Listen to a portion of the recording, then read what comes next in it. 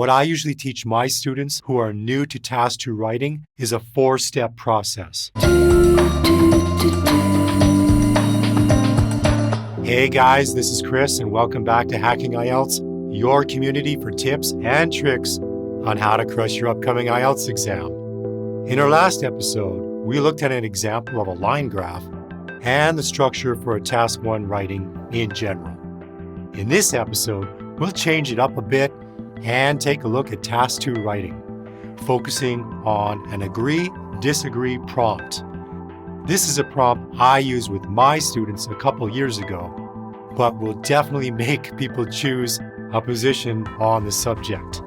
Okay, let's take a look at the test prompt now.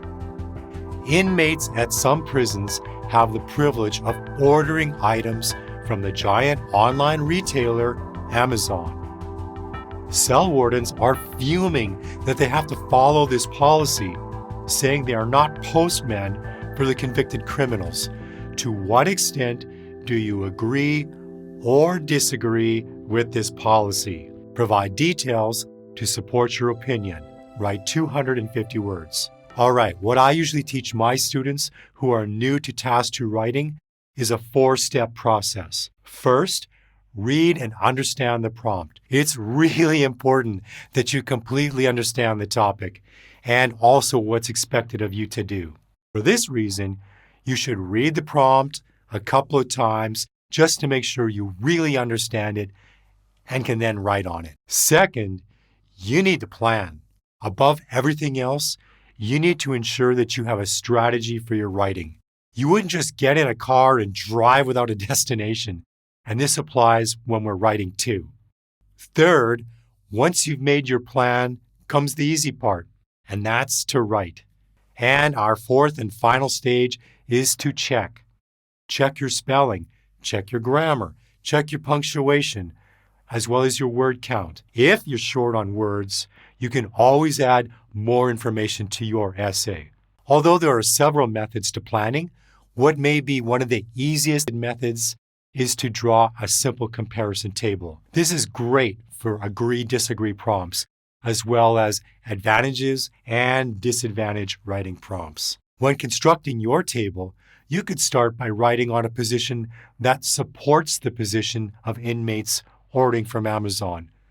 Remember, you need to write on both sides of the argument and can provide your opinion in the concluding paragraph. Let's take a look at a table that my students created. First, we're going to start with agree, which will be paragraph 2. Prisoners can order special food that is not available in prison. Next, maybe they want games and entertainment because they're bored. And then finally, prisoners could order items for their pets. All right. Next, we need to look at the argument not in favor of prisoners ordering from Amazon, which will be paragraph 3. Prisoners might order items that could maybe help them escape. Not the greatest thing to have when you're in a prison. Another point, inmates should not have luxury items in jail. Just simple items for survival. And then finally, they deserve to be punished, not comfortable and entertained. Now that we have written a simple table with points supporting both arguments, it's really just a matter of connecting these points in sentences using connectors and linking expressions. Remember, keep the body paragraphs balanced. It's just like training at the gym. You wouldn't have like one heavy dumbbell and one light dumbbell. Here we have 3 points for each argument. Once again, keep your writing balanced. Our final step is writing our concluding paragraph and our opinion. Remember from our last episode that Task 1 writing doesn't require a concluding paragraph. Well, for Task 2, it's essential. We can also support our opinion and how much we agree or disagree. For example, you may completely disagree with prisoners being able to order online, or you may somewhat agree. You may even agree 100%. It's really your choice how to answer here, but you need to support your position. Let's look at a sample answer that my students put together. Paraphrased introduction. Prisoners in some jails are permitted to purchase goods online from the popular website Amazon.com. However, security guards reluctantly agree to the policy, arguing they are not mailmen for prisoners.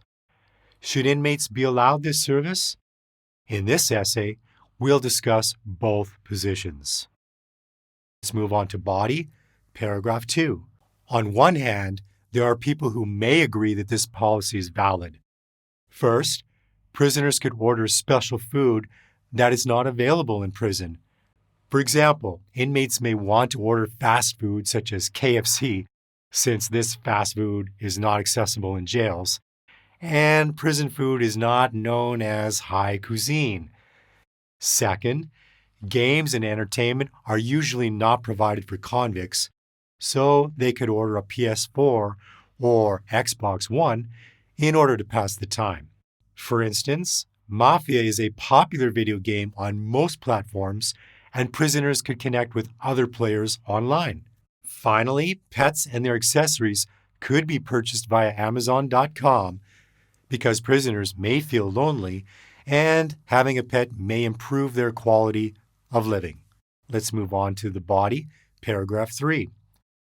On the other hand, there are several reasons why this might be a terrible policy. Convicts may abuse this privilege by attempting to order items that could be used to escape. For example, a lockpick could be concealed somewhere in the Amazon package.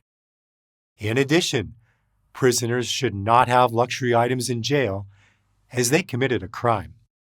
Is it ethical for inmates to have a smartphone or a smartwatch in jail? Moreover, jails should not be comfortable places where inmates can have pets, as they are in prison for a reason and should not have a high standard of living. And finally, paragraph 4 for our conclusion.